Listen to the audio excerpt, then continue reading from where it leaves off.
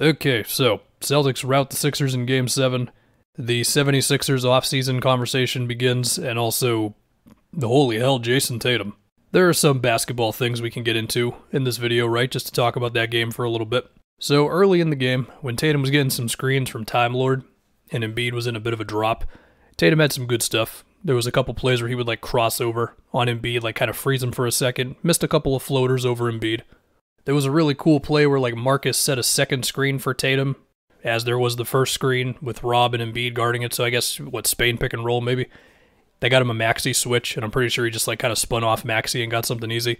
He had a jab step ISO drive on Tobias, where I think Tobias like met him at the spot, but then Tatum busted out a spin move on him.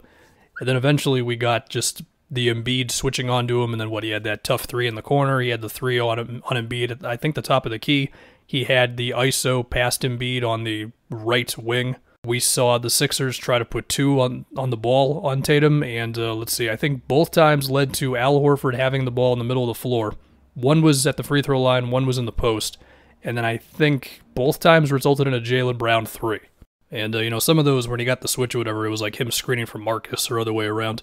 And then also, he had that one pull-up 3 around the screen where the Sixers, I think it was a zone, and maybe everything wasn't totally right because he had daylight coming around the thing.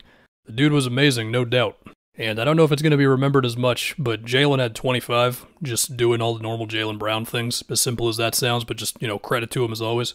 Including a transition layup where Embiid was all over him, and that was like the third or fourth time in the series where I thought Embiid was going to block Jaylen, and he found a way to get it to him, or get it through the basket, you know what I'm saying? Let's talk about the other side of the floor.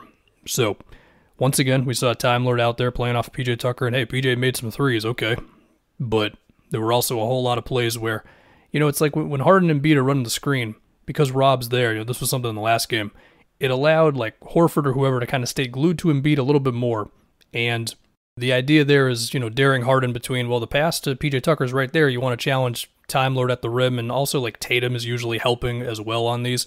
And so I'll give you one example that I remember. So this was like within the middle of the, oh my god, is this about to become a 30-point game thing.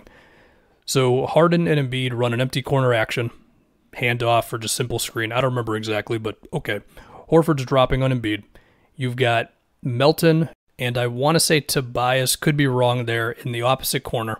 And Tatum is playing pretty aggressively off of Melton, but he times his help to where kind of like when Harden comes around the screen, I guess. And then you've got Time Lord who's underneath the basket.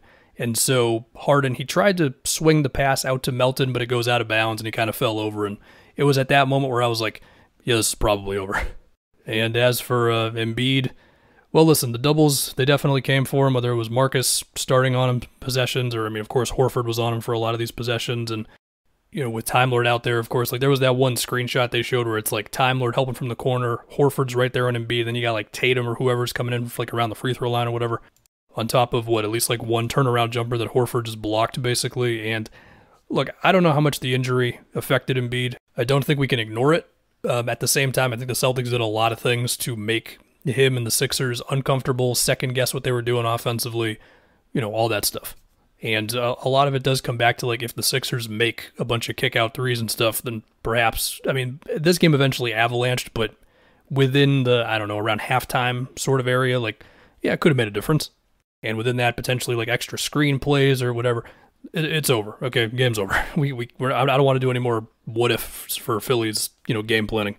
We now have a Celtics Heat conference finals coming up, and yeah, we have the bubble conference finals again. Are you kidding me? I gotta go through another Celtics Heat series. Last year's series was the most agonizing, frustrating, inconsistent, no idea what's going to happen game to game playoff matchup that I can remember in some time. With, of course, Jimmy almost robbing them of the finals berth in the very last second there, or last minute, whatever it was. So, okay on that one.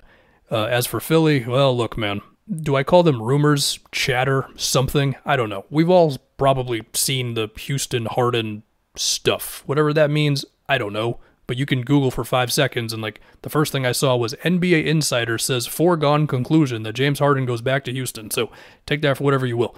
But then, of course, that pulls into question Doc Rivers, another series loss, up 3-2 or whatever in a series. He's got however many of those at this point.